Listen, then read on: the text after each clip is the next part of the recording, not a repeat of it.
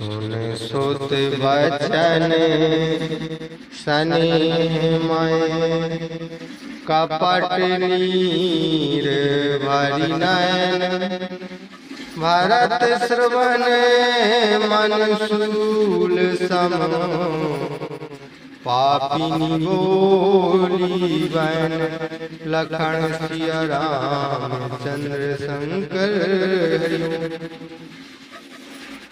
पुत्र के प्रेम भरे वचन सुनकर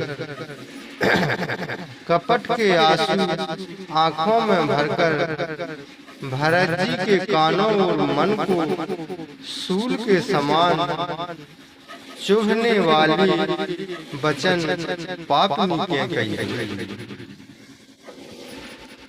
तात बात में सकल सवारी भय मन तेरा सहाय बेचारी कछुक काज विधि बीच बिगारे भूपति सुरपति पुर पागुधारे। कैकेयी कहती है, हे पुत्र मैंने सारी बात बना ली थी, बेचारी मंत्रा भी सहायक हुई, परंतु बीच में ही विधाता ने कुछ बात बिगाड़ दी। वह यह है कि राजा देवलोक को सुधार गया। सुनते भरा तो भाई बेबस विषादा जनु सह में करी के हरिनादा तात तात हा तात पुकारी परे ओ भूमि तल व्याकुल भारी। यह सुनते ही भरत जी मारे दुख के घबरा गए, मानो किसी सिंह की गर्जना सुनते ही हाथी सहम गया। तात तात हा तात पुकार कर व्याकुल होकर भरत जी भूमि पर गिर पड़े। चलते न देखन पाया तो ही तात न रामहि सौंपे मोहि बाहुरी धीरे धरी उठे संभारी कहो पितु मरण हे तुम्हारे धारी।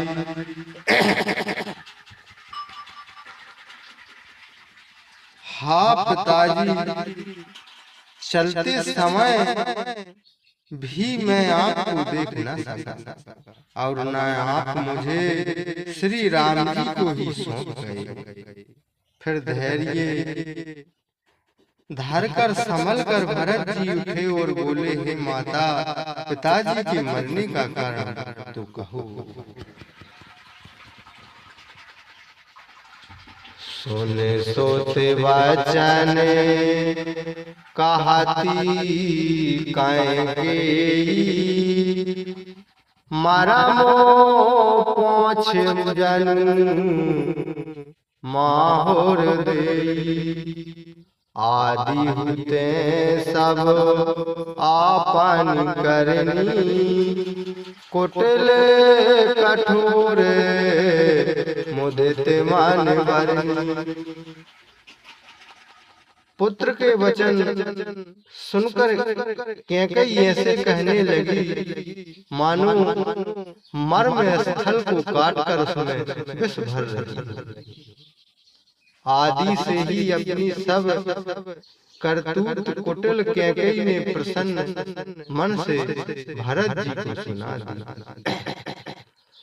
भारे तहि बिसर्यो पितु मरण सुनत राम बन गाउन हेतु अपन पाओ जान जिए थकते रहे धरि मौन लखन सिया रामचंद्र शंकर। श्री रामचंद्र जी का वन में जाना सुनकर भरत जी पिता का मरण भूल गए।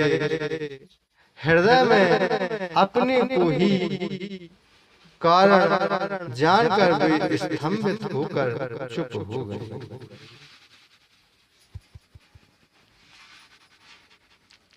वे काले बिलोकी सुता ही समझावती,